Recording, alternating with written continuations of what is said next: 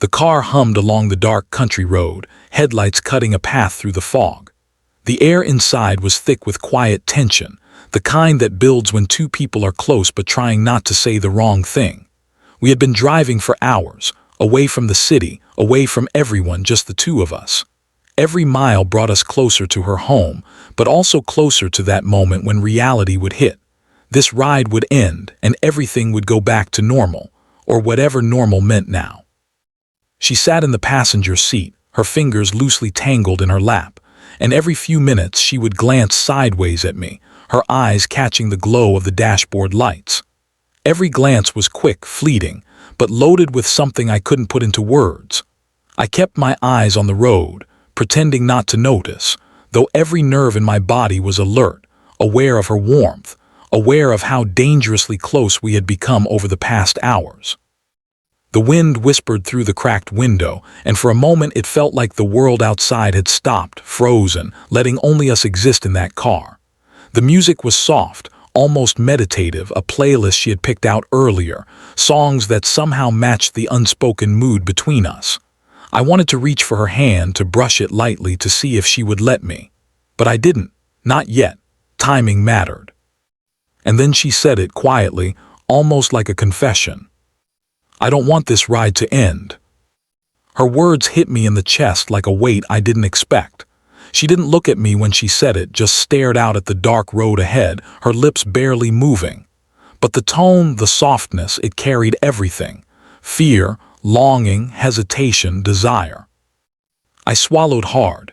"Neither do I," I whispered, though my voice sounded louder in the quiet than I wanted it to.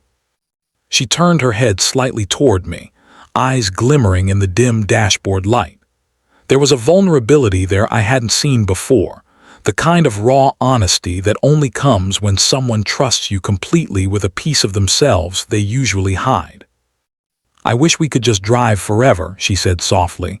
"No schedules, no responsibilities, no expectations, just us." I glanced at her, my chest tightening.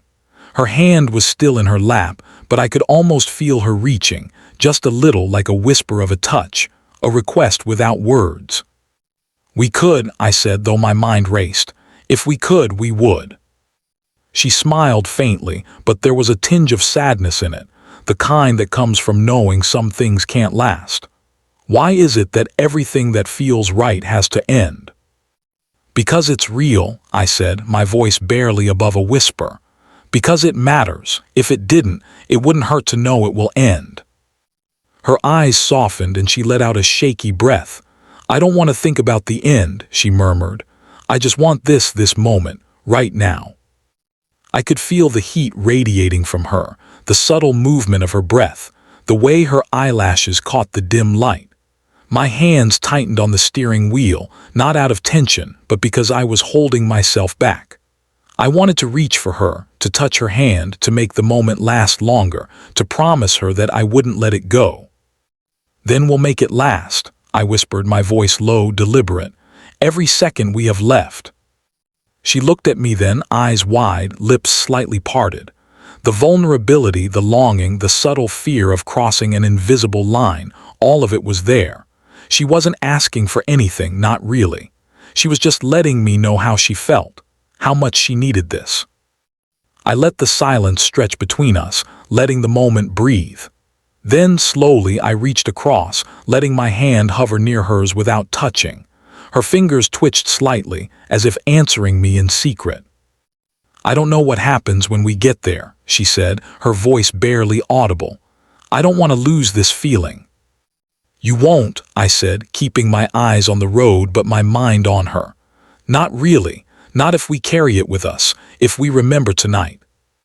She leaned back slightly, letting out a soft laugh, but it was more nervous than anything else. "You make it sound like this is the last time," she whispered. "Maybe it is," I said. "Maybe we're lucky to have even this, but that doesn't make it any less perfect." Her head tilted slightly toward the window, resting for a moment, and I could see the way her hair fell softly across her cheek. The glow of the dashboard reflected in her eyes, making them shine brighter than the streetlights passing by. I don't want to go back to real life, she said, voice trembling a little. I just want to stay in this car, with you, with this feeling. I exhaled, letting the tension slip just a little. Then we will, I said softly. We'll stay here as long as we can. No one is rushing us. She turned to look at me again, her eyes searching mine, and that moment, just that moment, felt like it would last forever. The world outside didn't exist. The night, the road, even the coming morning, all of it vanished.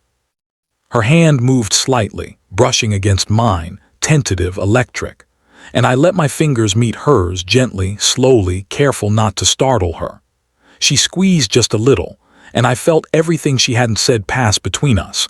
Relief, gratitude, desire, trust, and the unspoken promise that sometimes the best moments are the ones you never want to end.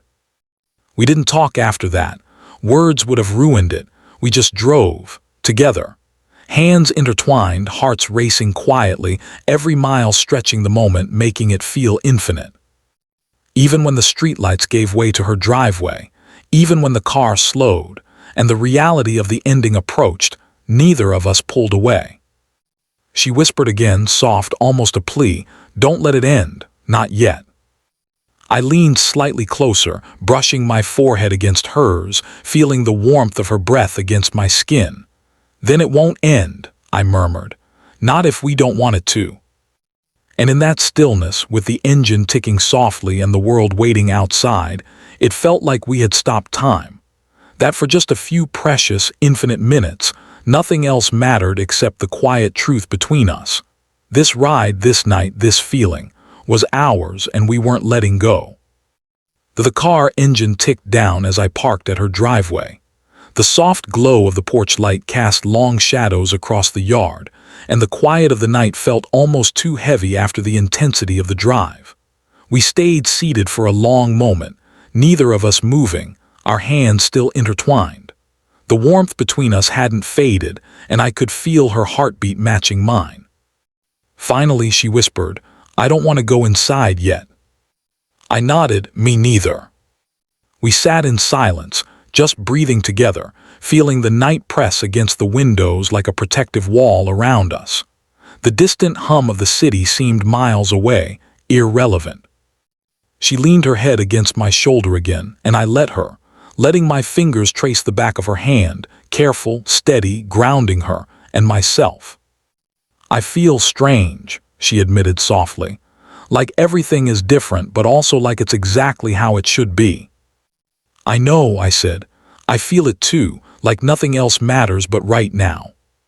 She tilted her head up slightly, her eyes glimmering in the dim light. "Do you ever wonder if this could be more?" I swallowed hard because I had been wondering the same thing since the moment I touched her hand in the car. "I do," I admitted, "more than I probably should." She laughed softly, a sound mixed with relief and nervousness. "I was afraid you'd say it too soon, or maybe not at all." I turned slightly to face her, letting our knees touch. I don't want to rush anything, but I also can't pretend I don't feel it. She leaned closer, her hair brushing my cheek, her eyes searching mine for something unspoken. "I feel it too," she whispered. "I was scared to admit it, scared it would change everything, but I can't deny it." Her hand slipped fully into mine now, fingers lacing with mine like a quiet promise. The warmth, the closeness, the electricity between us, it was overwhelming but not frightening, just inevitable. "I don't want to go back inside yet," she said again. Her voice was barely audible, trembled with hesitation. "Not until I know that this, whatever this is real." I nodded slowly. "Then we stay out here, just us, until you're ready." The air felt alive, charged with possibility. The night stretched before us, infinite and unbroken. We talked in whispers, sharing stories, memories, laughter, small confessions we'd never said to anyone else. Every word brought us closer, every glance connected us in ways that were more than friendship, more than fleeting emotion. Hours passed without notice. The cold of the night pressed against the car, but we didn't care.